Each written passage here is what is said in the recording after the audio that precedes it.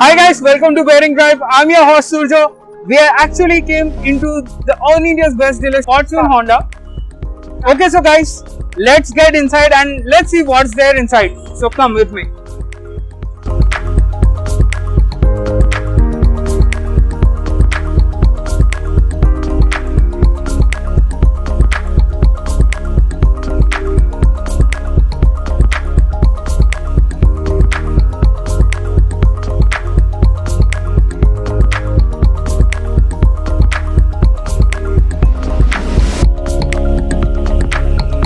As you can see, we have the all new Hornet. So we are actually going to ride this bike right now and tell you how is the first impression of this bike. So let's get started.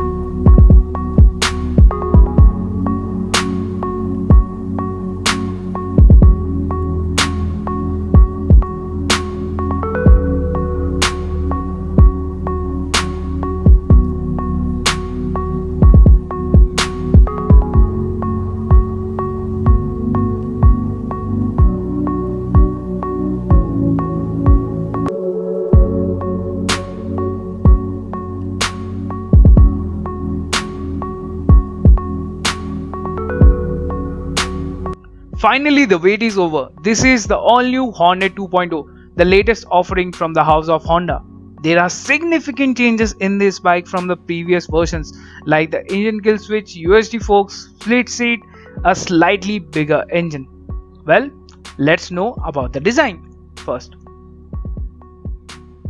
The all-new Hornet retains quite a bit from the previous generation, but it has its own appeal. There are new redesigned body panels all over the place that makes it fresh and muscular. Starting from the tank itself, which has a black strip in the middle in carbon fiber finish. The tank has two different panels which are perfectly fitted like a single unit.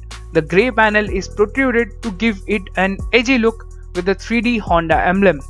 The tank panel has two different air vents on either side for better aerodynamics. There are a lot of carbon fiber finishes all over the body. This is the first Honda bike in the segment to get all LED illumination. It also retains the X-shaped tail lamp. The LED DRLs are smartly placed on either side of low beam just like two monster tooth. The mudguard is also a two-panel unit. The keyhole is placed on the tank just like its elder sibling. Even the rear has two different panels and air vent. It also gets an engine cowl which makes it much more sportier. The biggest change in the front is with the golden colored USD forks that grabs your attention, and it also first in this segment. It gets a new set of alloy wheels and bigger tires. The instrument cluster is a negative LCD unit that provides you basic info like the rev, speedo, fuel and trip. It also gets a gear position indicator and a voltmeter. Other indications like the ABS, engine oil and blinkers are also present. Overall, the build quality is quite good. There are no changes in the switch gear including the hazard switch. The bike gets matte finish all over the body. As a result, the colors are little bit muted as per my opinion. Okay, so now let's talk about the performance. The bike gets a 184cc air-cooled fuel-injected engine that makes 17.03 bhp of power and 16.1 Nm of peak torque, and mated to a 5-speed gearbox. As a result, the bike gets excellent low and mid-range performance. The moment you shift the gear and pull the throttle, you will realize that the acceleration is smooth without any hiccups. Because the bike gets dual throttle cables that improves the response significantly. The clutch action is light and you will feel every gear change as the gearbox is quite smooth. Initial acceleration is brisk. The moment you shift the second gear, you will feel the torque instantly and you will like it. Change the gear again and you are welcomed with excellent mid-range performance. The bike felt like home even at 90 speed at 4th gear. And there are no vibrations at all. 70 to 90 km per hour is the sweet spot of this bike. You can go over 120 kmph. The engine is very much tractable without any hiccups at low speeds, even at 5 or 10 km per hour. Well, that's impressive. In traffic, also it did impress me as I have not struggled at all on first gear and the engine did not cut off on me. The in-gear acceleration is great, but not the best. The first gear is a bit buzzy. From the second gear, it's absolutely smooth. If you rev the engine and will be invited with the same Honda refinement which you expect from it. The exhaust note is same as any other Honda, there is nothing fancy here. The bike is light enough at 142 kilos, so expect better acceleration and there are no such heating issues. You will get a 12-liter fuel tank capacity and can expect mileage of somewhere around 40 to 45 kmpl depending upon your riding style. So our conclusion about the engine is it can tackle both city rides and some weekend long rides also. So let's talk about the handling now. The bike gets a single piece wide handlebar with upright seating position. The foot pegs are placed in right position for a commuter and you will sit in quite relaxed manner. The handling is good and nimble enough. You can easily switch lanes in the city because of its lightweight. You can take U-turns without putting your legs down.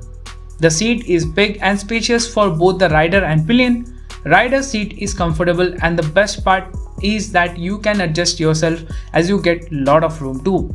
The pillion seat is placed very well with good grab rail to hold on. Now talking about the suspension, the front USD forks do great job as they are tuned to take bad roads and stiff enough to chuck around the corners.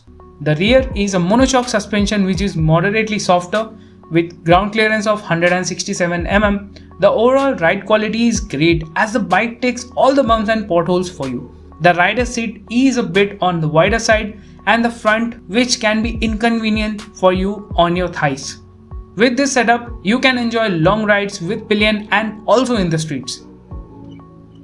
The ride quality is improved because of the fatter tires on both the ends. With 17-inch alloys at front is a 110 section and at rear 140 section Maxxis rubber which provide excellent grip even on the gravel roads. With these, you get good confidence in corners and other rough roads as well. With this great setup, you also get great brakes. At front, you get a 276 mm disc and a 220 mm pedal rotors with Nissin calipers. The braking feedback is good and confidence inspiring. It also gets single channel ABS which is calibrated well for Indian roads with good bite. We tried braking on the gravel roads and the ABS works well by not letting the tire to skid. But Honda could have offered an optional dual channel ABS for better protection. Overall, the braking is good enough with good feedback from the levers. You will not be disappointed. Okay, so let's talk about the pros and cons. The pros first. I really like the golden colored USD forks at front, which not only looks good but also performs really well in tackling all kind of roads and it will be able to take all the bumps and potholes for you. The second pro of this bike is the all LED setup it does carry and the LED DRLs which are smartly placed on either side of the low beam. The third pro of this bike is of course the engine. The engine is excellent in tractability. It can pull up in low speeds in high gears also, and the best part is it has low and mid-range performance. The fourth pro of this bike is the bike is sharp and muscular and also premium looking. Fifth pro is it has great comfort for both the rider and the pillion. Now coming on to the cons, the first con is the air-cooled engine is good, but at least Honda could have given an oil cooler for it. There is no connectivity features that can be found in scooters too.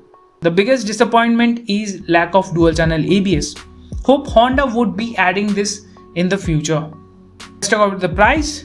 It is costing 1.28 lakh rupees ex-showroom and 1.52 lakh rupees on road Hyderabad, making it quite expensive compared to its rivals. But still, we would say that this is a good proposition from Honda in the Indian market, as the overall bike has less to complain.